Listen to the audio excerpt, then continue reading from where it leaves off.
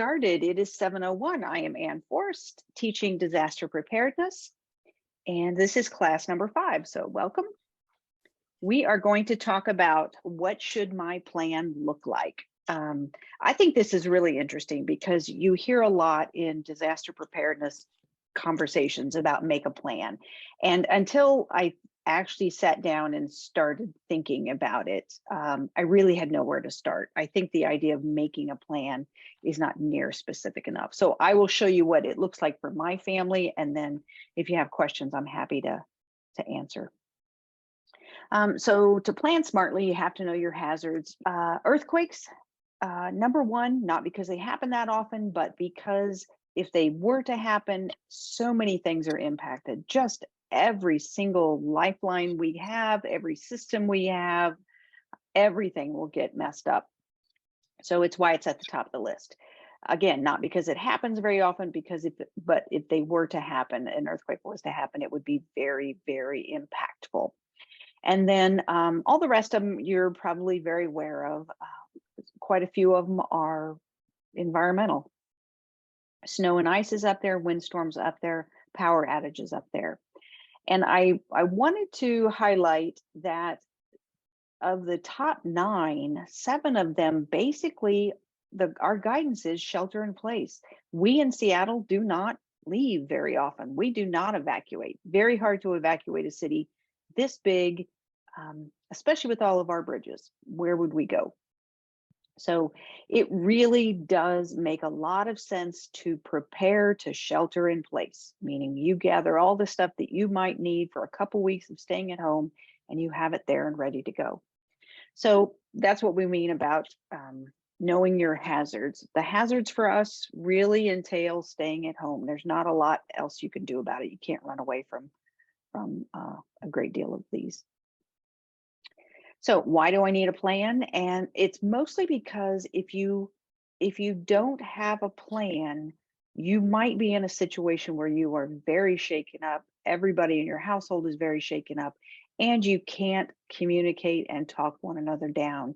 You can't figure out what to do after a big earthquake because more than likely communications will be down. They will either be down as in not working, or they will be so overwhelmed, so overloaded, you are not going to be able to communicate, especially over a phone, especially talking to the person. Again, text is the best way to try and communicate, but that might not even communicate. So you don't want to be in a position where you're really, really needing to talk to your household members and you just can't, because that will just increase your stress greatly.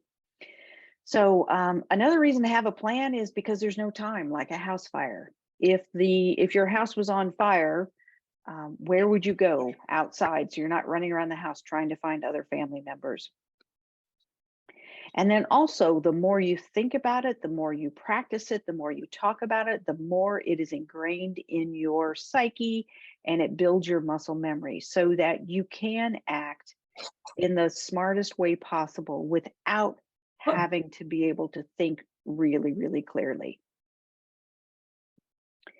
So building muscle memory. And then also peace of mind. If you have a plan, you're just so much better off if you have talked about this at least once, if not many more times, but at least once. If we were to have a large earthquake or some huge disruption here in the city, how would my household get back together? So peace of mind is a big one for me. So think about this scenario. It's Thursday, it's the middle of January, it's 3 o'clock, starting to get a little bit dark, cold, raining. Everyone in your household is out and about, wherever you would normally be on a Thursday, whether you're at work or school or grocery store or whatever. There's an earthquake. Assume you can communicate. Like, if you could talk to one another, what would you say? What would your plan be? And then that's your plan, and just remove the option of being able to talk because you've already thought about it. So I'm going to talk you through my plan, and this is a little bit old, but basically here's this city of Seattle, and there's 3 of us, and I live in Northeast Seattle, and I am home a great deal of the time. My partner, my husband, works down at the VA hospital in Beacon Hill, and then my teenager used to be in Seattle Center going to high school. So if there's an earthquake, we drop, cover, and hold on just like we're supposed to. We will check with those around us, people and pets around us, and make sure everybody's okay. Next, we're going to control our utilities. Hopefully everybody's very familiar with this checklist. Next, we will communicate with one another if we can, and that means sending a text, a really smart text with our location, how we're doing, and what our plan is. We will send it to each other in our household, and then we will also, folks, if you can mute. The most common side effects were pain and swelling at the injection site, muscle pain. There we go. Thanks. So we will include, for me, it's my mother-in-law in Vegas. She is our out-of-town contact. We will include her on this text chain. So it's the 3 folks in my household plus that person in Vegas. This is what your out-of-town contact is good for. They just relay messages if it looks like they're not, messages aren't being passed between family members, household members on the ground. So again, this is just the checklist. This is what we do. And then in our situation, this is just our situation. My husband is in the medical field, so he's going to be at the hospital for a long time helping. He has patients to take care of. Eventually, his plan is to walk to the teenager in Seattle Center. This is going to take at least 3 hours, probably a lot longer, but that's the plan. Provide aid there at the Seattle Center. There's actually quite a bit that goes on in the Seattle Center. It is the I think it's the default spot for a lot of schools in that area. They will gather there if their buildings are not in good shape. So anyway, spouse and teenager, both very bright people, will stay there and provide aid, possibly more than likely spend the night. Figure out how to get across the ship canal, because that's an issue with my family on the south side heading up to the north side. So yeah, that's going to be a big issue. And trying to get information about where to cross before you start walking would be very smart. So my spouse and my teenager know that that's something that they really should do. And then the walk home from Seattle Center up to Northeast Seattle is about 4 hours, probably a little bit longer. Sorry, jumped ahead. So just for me, I did a little bit of research on what the ship canal looks like and what might be a smart way to get across. Lots of bridges, there's 8 of them. There's the names, doesn't matter. I did some research. These are those 8 bridges.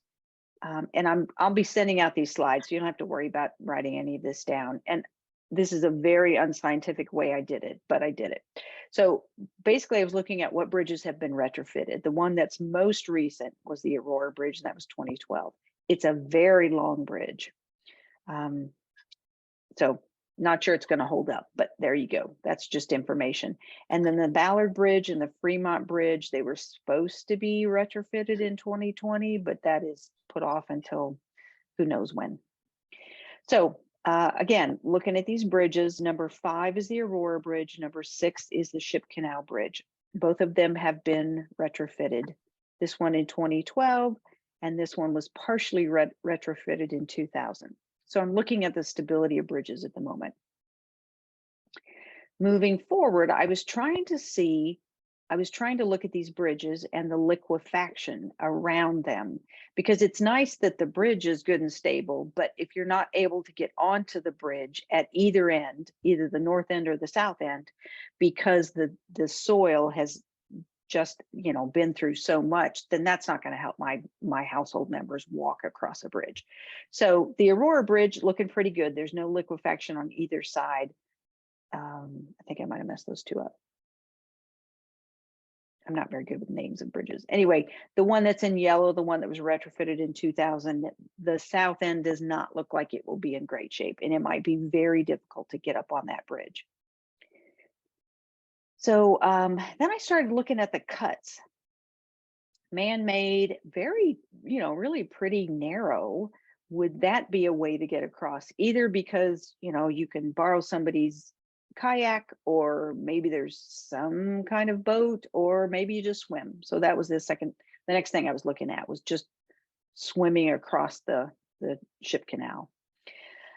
So I was looking at landslides on either side of these bridges.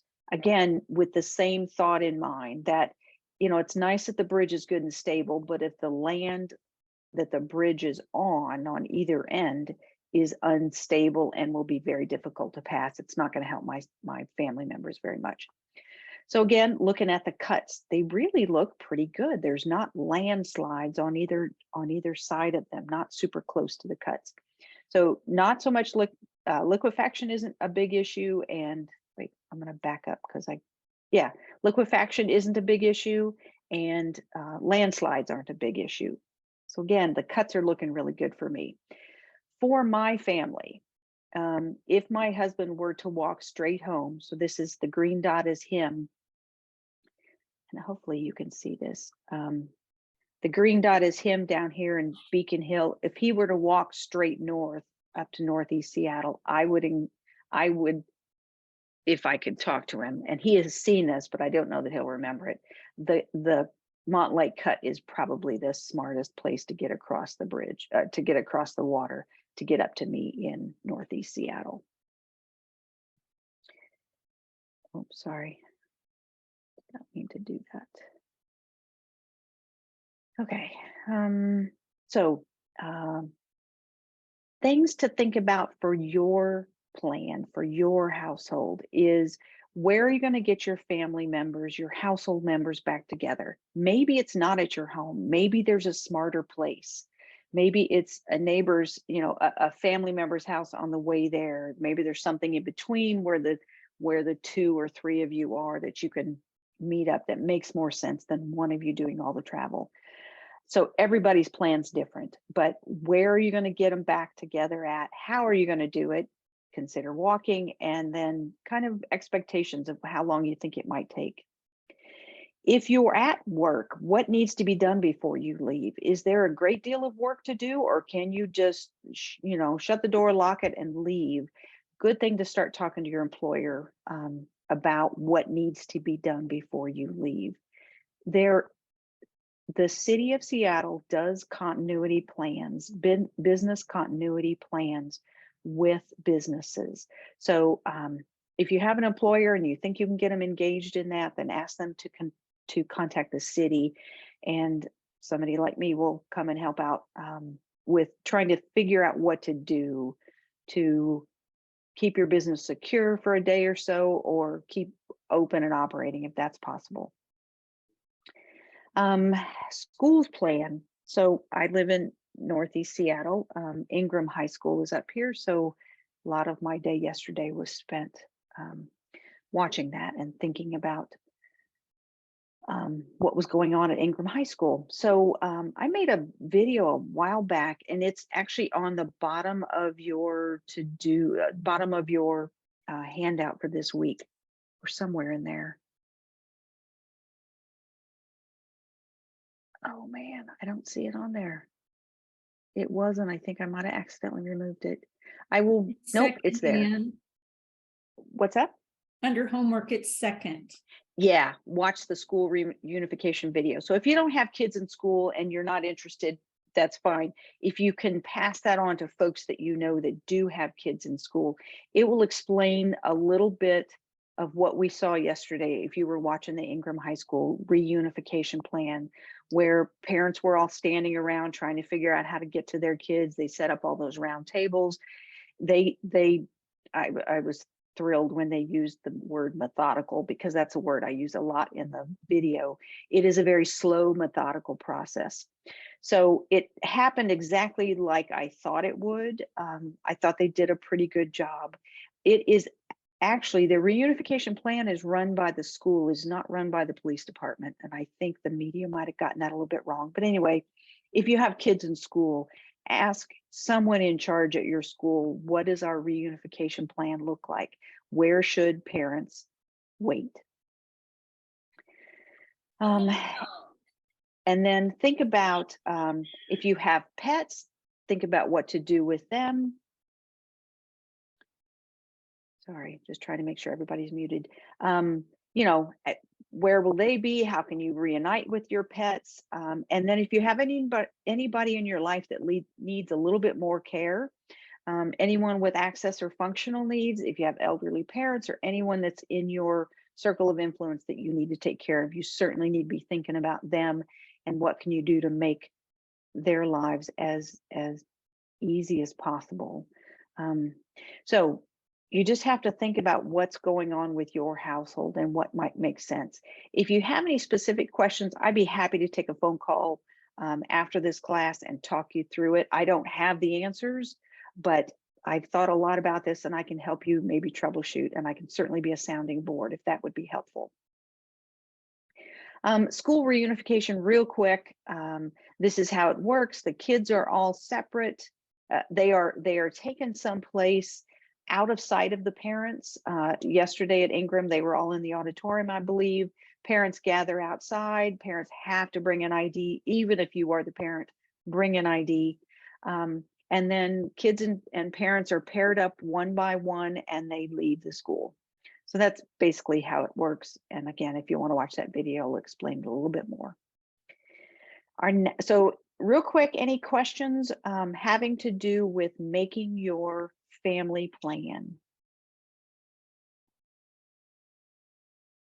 All right, before we go on, I do want to add one thing, and this is something that my family does. It's certainly not necessary, but it is an idea.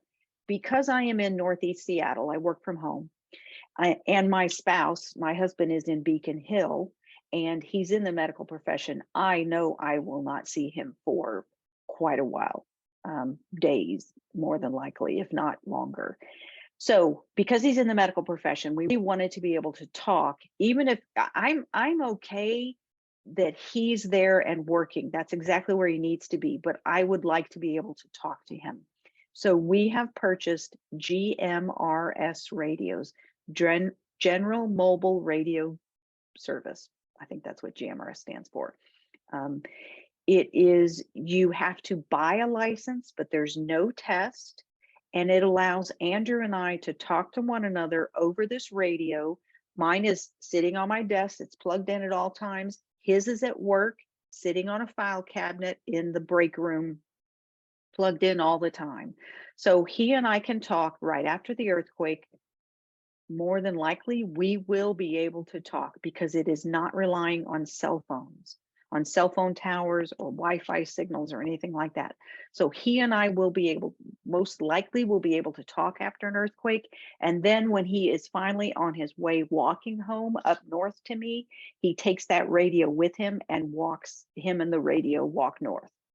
So GMRS radio is something near and dear to my heart. I will, if you have signed up for the Seattle Prepares newsletter, I will probably be doing a class sometime pretty soon here about GMRS radio and just explaining the difference between that and ham radio.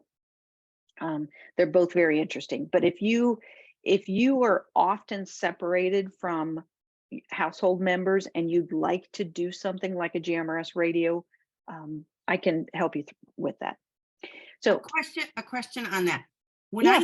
when I hear that term, I think of, and I know it's not a walkie-talkie, but I think of these easy things that you hold in your hand. But are you talking about that bigger thing, like a big thing that sits on your desk, or is it literally handheld? it is literally handheld. I took it out of the charger for some reason and now I can't find it. It is, I don't know if you can see my hands. I'm not even sure if my video is showing. Oh yeah, you can. So it's, the radio is yay tall. It's, you know, that it's as big as my hand probably. I have The one. radio, yeah, if somebody else has one, go ahead and show it. Oh, there we go. Sealy's got one. Yeah, handheld.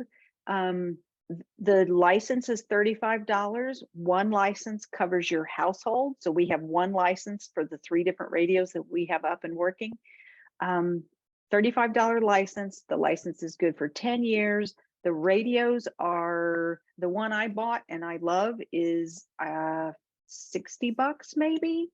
You do have to buy a radio for every person. So I have one and my husband has one and my son has one too. But so it is if you can see my hands, it's the walkie-talkies and then GMRS radio and then ham radio. So it's GMRS is a little bit stronger and smarter, and it's not a walkie-talkie. It looks like it, but it's not a walkie-talkie. It's much more powerful than that. It has a much greater range using something called a repeater, which is kind of like a cell phone tower.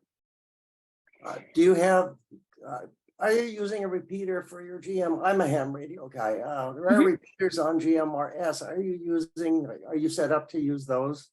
Yes, my husband and I have spoken to one another from Beacon Hill to, I'm near Lake City, Maple Leaf kind of area. We do need a repeater to talk between the two of us, and there are 2 different repeaters we can talk to that we can use to talk to one another. Okay, thanks. Do you know if they're battery backed up in case of power failure? Yes, they are. Yeah. Okay. And I can have more detail about the repeaters in a GMRS class. I'm a GMRS radio operator. I also have my ham radio license, but honestly, it's a little too much for me. I'm very comfortable in GMRS. I'm very comfortable with GMRS radio, and it does what I need it to do. So stepping up and using ham radio is just not for me right now. Okay, that's great. Thank you. Yeah, no problem. Okay, so we're going to talk about the Get Home bag. This is what you need to make that walk home from your wherever you are, from work, from maybe one house to another house, or from the house you're in, the home you're in, to the meeting place with your household members. A couple different uses for this. This is just some of the things that are in my Get Home bag, which is stuffed underneath the seat in my car. My husband has the same thing because he does drive a car to work. You could put it in your commuter bag, put it under the desk at work, whatever makes sense. I'm not going to go through everything that's in here because it is on your homework. There's a list. One of the things I'm not sure I got it changed on the homework list. Nope, I didn't. So picture a family, but also a picture of you with your pet. I used to tell people to put a picture of their pet in their Get Home bag, but ideally a picture of you with your pet is much more valuable, because then you can prove that they really do belong to you, which is kind of an issue in some places. So put this together. Hopefully you'll never need it, but again, it'll just make this walk home much, much easier. Don't forget to, and I'm sorry, I put maps.me and they're not working anymore. Don't forget to download those maps behind the Google map, and then I always mess up this name. OSMAND, OpenStreetMaps. Make sure you download the maps behind that, so that if there is no Wi-Fi signal, those navigation apps will work. So I'm kind of reminding you to do that again. Emergency supplies. This is how I think about it. My family has a stay box. It is everything in my house, and it's not all together. It's spread out all throughout the house, mostly in the basement. But I have enough supplies to last for a very long time in a stay-at-home, shelter-in-place kind of situation. So I have what I call a stay box, which is the bulk of the supplies that we have. I have a Get Home bag. Like I said, there's one in my car, there's one in my husband's car. And then we have a Go bag. It's one smallish backpack. And it is what we would grab if the house was on fire and I could open the closet door that's right by the front door, and I could grab this thing. This is what I would grab. I'm not gonna burn up in a fire. I'm not gonna grab it if there's no time. But if there's time, I hopefully will remember to grab this Go bag. Or if there's a medical emergency, either myself or my partner is, getting in the back of an ambulance and there's time, we would grab this Go bag. Any kind of a rapid exit situation, we have things in there. I've given a class on this go bag before. I may do that again. Again, if you're signed up for the Seattle Prepares newsletter, you'll hear about it. So that's how my family is organized. And the reason I bring this up is because a lot of folks talk about a bug out bag. And again, we're not going to strap 2 weeks worth of food and water on our backs and walk out anywhere. There's really no place to evacuate to here in Seattle. So we don't really evacuate. We don't bug out.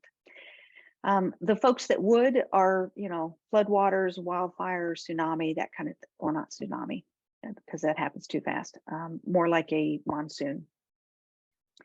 So bug out bags, we don't really bug out. Okay, so the rest of this really is very centric, is very much intended for folks that are in single family homes or maybe a condo, any kind of property that you own. It isn't that relevant to renters unless you just want to listen. You're welcome to stay. But we're already at the 30-minute mark. So if you want to bug out, if you're a renter and don't care about this stuff, I won't be offended if you want to bug out. But so this is all about FEMA and what to expect from them. And it is very little.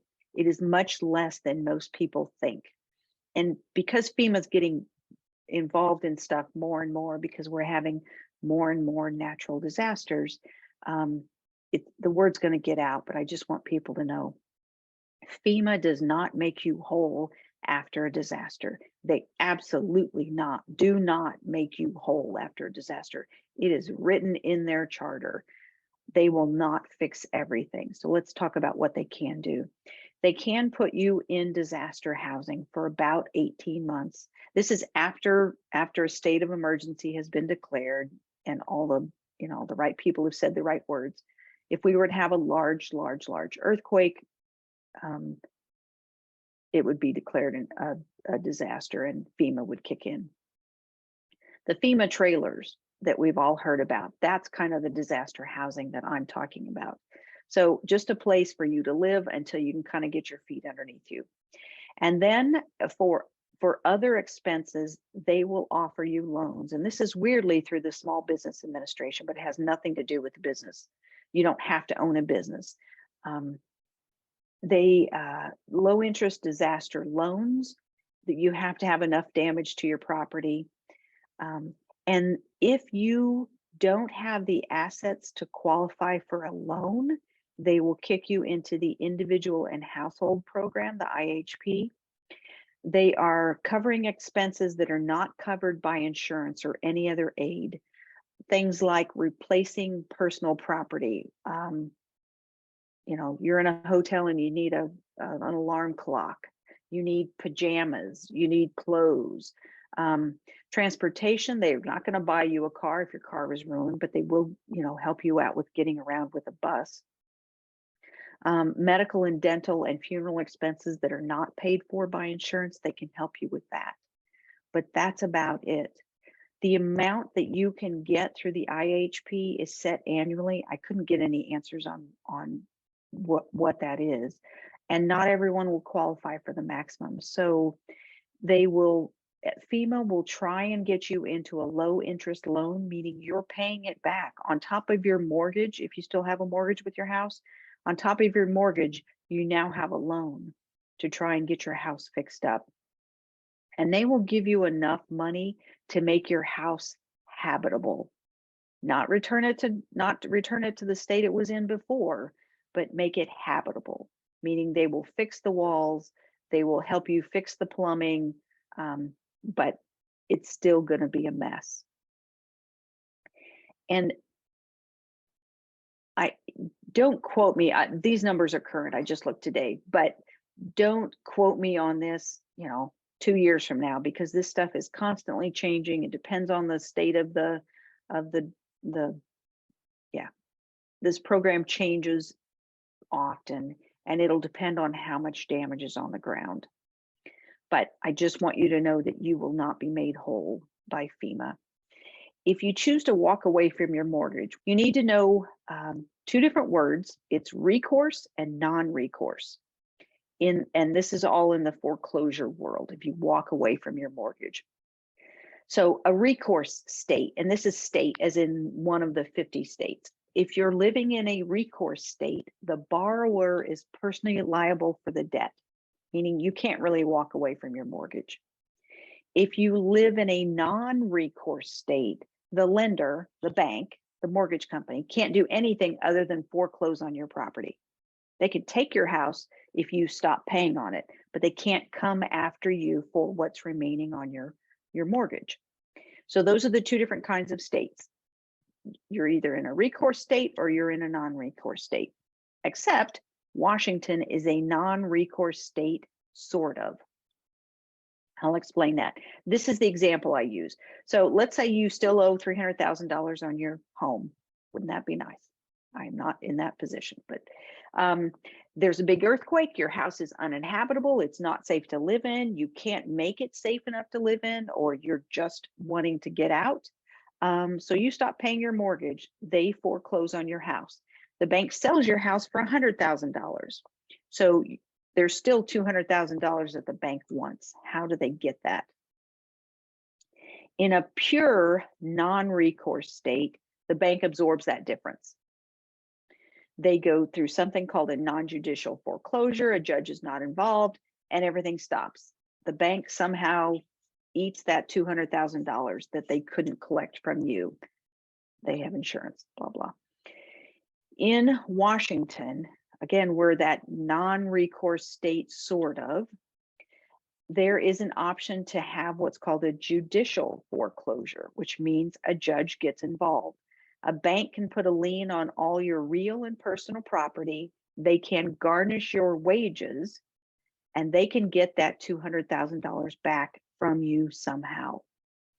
So if you have refinanced your house, I don't know what happens. Talk to a lawyer, because I'm not a lawyer.